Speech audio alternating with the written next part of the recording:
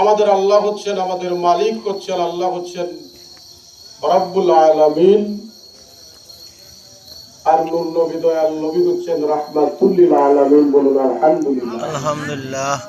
সুধী মণ্ডলী, এই নবীর শানের সালত এত উঠছে যা আমাদের এই ক্ষুদ্র জ্ঞান দ্বারা পরিমাপ করার মতো যোগ্যতা এবং সাহস আমাদের কারো নাই।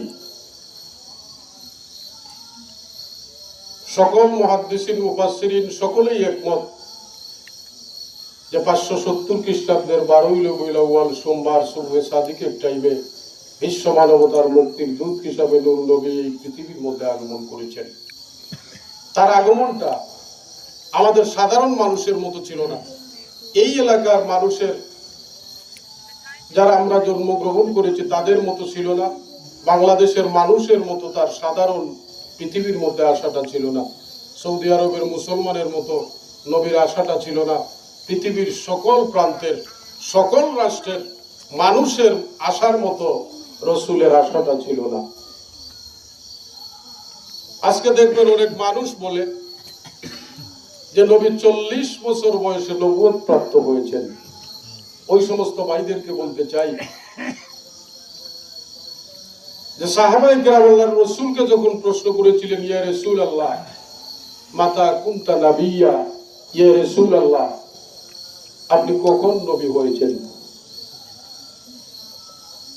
আল্লাহর রাসূল বলেন, ও আমার সাহাবীরা, ও আমার উম্মতেরা জেনে নাও, আমি নূর নবী দয়াল নবী তখনও রাসূল ছিলাম, তখনও নবী ছিলাম।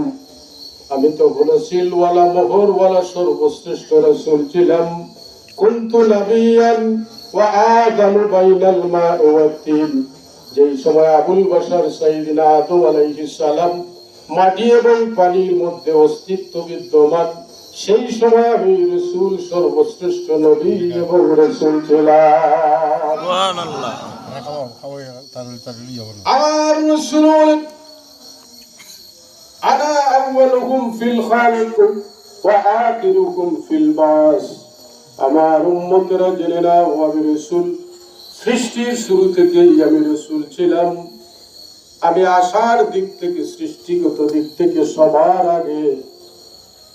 আর আমি যখন পৃথিবীর মধ্যে আমি তাশরীফ নিয়েছি, এই দিক থেকে আমি সর্বশ্রেষ্ঠ নবী হিসাবে আমি সবার উপরে আমি আগমন করেছি। সুবহানাল্লাহ। আমি বিশ্ব সভার সভাপতি হিসাবে এই পৃথিবীর মধ্যে আমি প্রেরিত হয়েছি। সুধী মণ্ডলী, এই রসুলের আগমনটা সাইয়্যিদিনা ঈসা আলাইহিস সালাম, হিস্টোরিক্যাল ব্যাকগ্রাউন্ড যদি আমরা লক্ষ্য করি, ঐতিহাসিক প্রেক্ষাপট বিশ্লেষণ করলে যা পাওয়া যায়, সাইয়্যিদিনা ঈসা আলাইহিস সালাম থেকে শুরু করে প্রায় 500 থেকে 550 বছর পর্যন্ত পৃথিবীর মধ্যে কোনো নবী আগমন করেন নাই।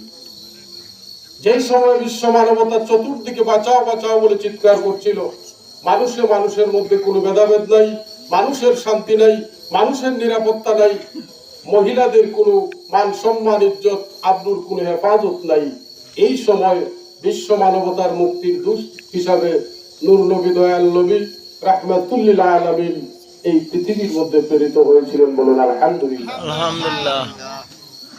দাদা আব্দুল মুত্তালিব বলেন, যেই দিন আমার এতিম নাতি মুহাম্মদুর রাসূলুল্লাহ যেই রাত্রিতে এই পৃথিবীর মধ্যে চলে আসলেন, তাশরীফ আনলেন, এই সময়টা কেমন ছিল? এই সময়টা গোটা পৃথিবীর পট পরিবর্তন হয়ে গিয়েছিল। বলুন সুবহানাল্লাহ।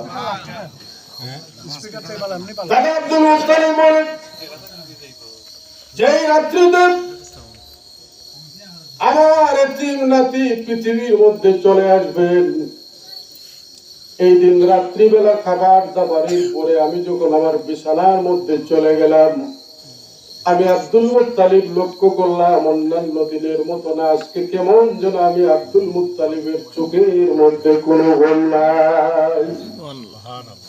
দাদা আব্দুল মুত্তালিব বলেন, আমি একবার ডান দিকে কাত হই, একবার বাম দিকে কাত হই, আজকে এমন কি হয়ে গেল আমি আব্দুল মুত্তালিবের চোখের মধ্যে কোনো ঘুম নাই।